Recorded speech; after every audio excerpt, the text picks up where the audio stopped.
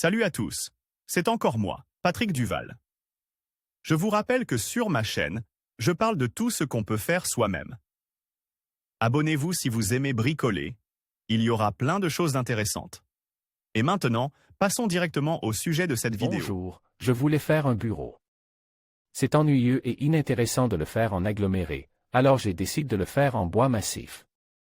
Le cadre principal sera en pin, et le plateau sera en chêne. J'ai dépensé environ 120 roubles biélorusses, soit 50 $, pour l'ensemble de la table. J'ai trouvé sur Internet le dessin d'un bureau. La table est fabriquée dans l'esprit du style campagnard. Ses dimensions sont de 120*50*75 cm. Une telle table convient aux écoliers et au travail d'un adulte. Vous aurez besoin de un panneau de meubles en chêne, 120*50 cm. Une poutre en pin 7*3 cm. Bois de pin 5*2 cm. Planche de pin 2*2 cm. Planche de pin 3*0,5 cm. Colle à bois. Primaire, peinture. Vis autotarodeuse. Réalisation de la table.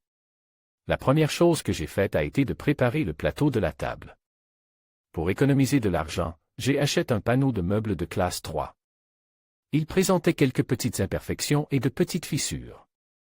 J'ai ponce le plan de travail avec du papier de verre de grain 80/120/180. J'ai ensuite mélange de la sciure de bois et de la colle PVA. Cela donne un excellent coulis pour les joints. Avec cette composition, j'ai colmaté toutes les zones à problème. J'ai à nouveau ponce le plan de travail. J'ai utilisé une défonceuse pour réaliser un angle oblique. J'ai enduit le plan de travail d'huile de lin.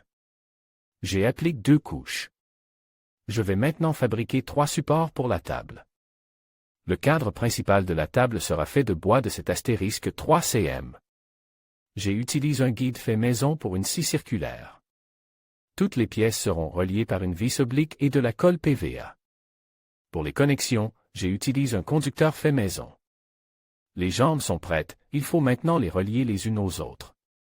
Pour ce faire, j'ai coupé 3 barres de 7*3 cm, longueur 70 cm. Étage 6 barres 7*3 cm, longueur 35 cm. Pour les étagères, j'ai utilisé 5*2 cm. J'ai coupé 10 pièces d'une longueur de 40 cm. Le plus difficile est maintenant de faire des inserts en forme de X pour les pieds latéraux. J'ai utilisé le même bois rabote de 7*3 cm. J'ai mesuré et coupe 2 parties de l'insert en forme de X. J'ai fixé une pisse et j'ai pose la deuxième. Je fixe une partie et je pose la deuxième partie par-dessus. Après avoir dégagé les angles, je marque l'endroit où je dois faire une coupe. Je vais les assembler en les faisant se chevaucher. Pour ce faire, je choisis la moitié de l'épaisseur des barres, puis je les colle ensemble avec de la colle. J'ai installé des inserts en X dans les pieds latéraux et je les fixe avec des vis autotaraudeuses. Pour la paroi arrière de la table, vous devez fabriquer un insert en forme de V. Il est fabriqué sur le même principe que les inserts en forme de V. Il est fabriqué sur le même principe que le précédent. Résultat intermédiaire. J'ai comblé toutes les aspérités avec de la pâtée à bois maison. J'ai ensuite tout ponce soigneusement.